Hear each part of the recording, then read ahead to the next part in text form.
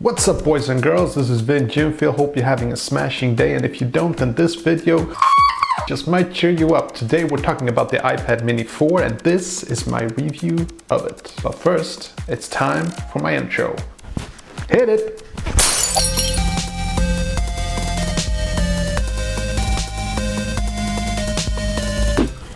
Okay, so the iPad Mini 4. First, I want to go over it as usual as possible. I want to go over the design first of all.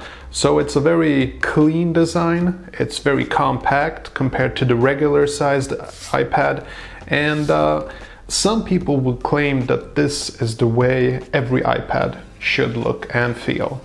It's very light and it's very thin. It's about 6 millimeters thin, which is more thin than my iPhone even. So it's wonderful to hold. It feels like a really thick piece of paper, and it's extremely lightweight. So the compact size factor, I love it. I can just put it in my backpack. I can put it in really big pockets as well, and build quality overall, it's as usual, you know, Apple quality, build quality. It's always just top notch. Really like that. This is not really that much of a design, but I want to include the fingerprint sensor on the design, because today fingerprint sensors are kind of a part of the design. A lot of smartphones have it on the back, which, as you know, if you've seen my videos, I'm not a big fan of it. I like it to be in front of, you know, just below the screen, because it's very practical if you have it lying down on, you know, on the desk or something, and just want to open up without having to lift the entire thing.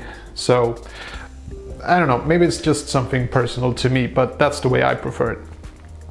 If we're talking about the screen, then it's absolutely breathtaking, in lack of a better word.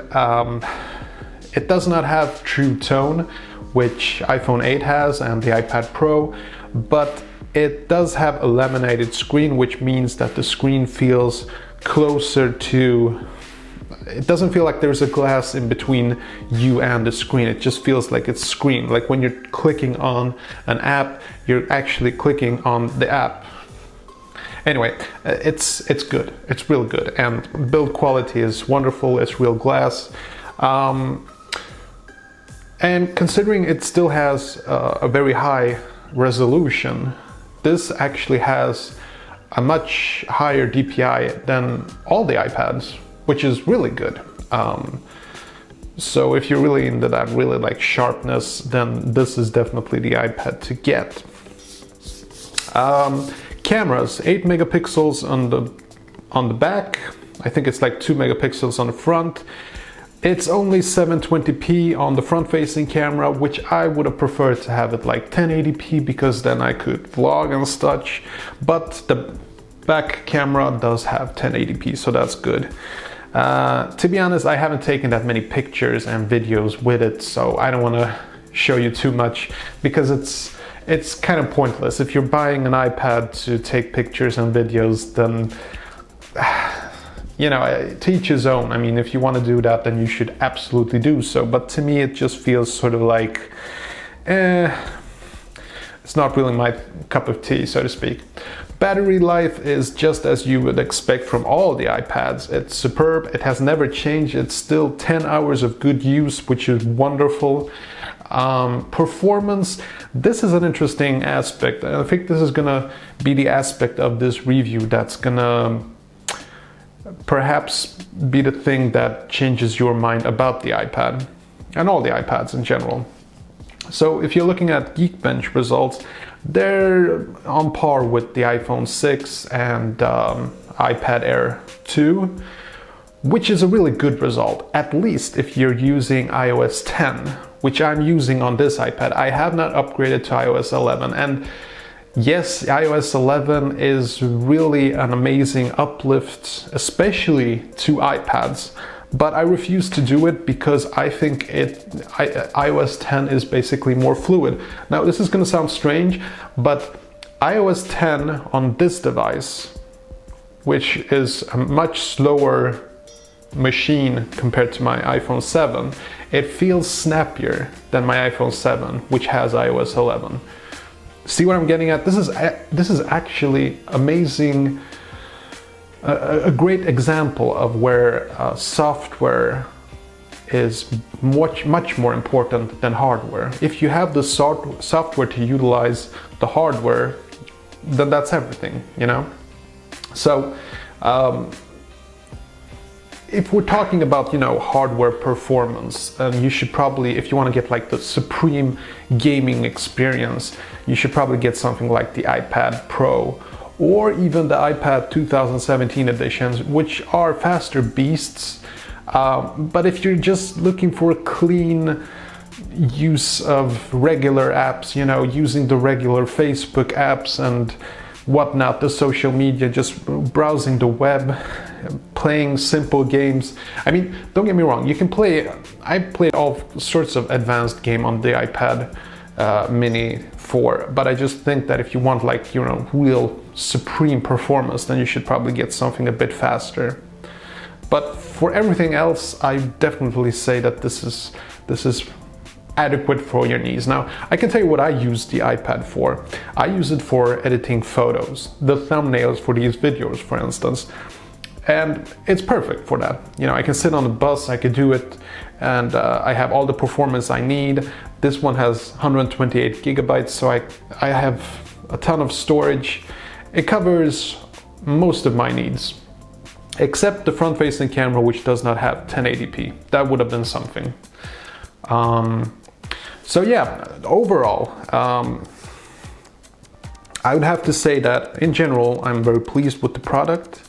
It's the best feature is the compact size, the weight, and the thinness. And I mean, I just know that this is gonna last me a really long time, because as far as performance goes, as long as I don't have to upgrade it as much, you know, when it comes to iOS, and I just think that it will cover most of my needs for many years to come. I also do wish that the fingerprint sensor would have been a bit faster. It's not as fast and snappy as my iPhone 7, but it's not a real deal breaker. I don't even think about it anymore. When I first started playing with it, I noticed that there was a slight delay. Now I don't even notice it. Yeah, it's a bit slower, but it's not a big deal breaker or anything like that. So yeah, in general, it's a really good tablet for browsing the web, playing simpler games, social media, you know, buying stuff on eBay. It's a wonderful device. And the thing that you can like hold it like this with one hand, you know, you can palm it, it makes a huge difference to me. You know, it feels like you have a really big iPhone.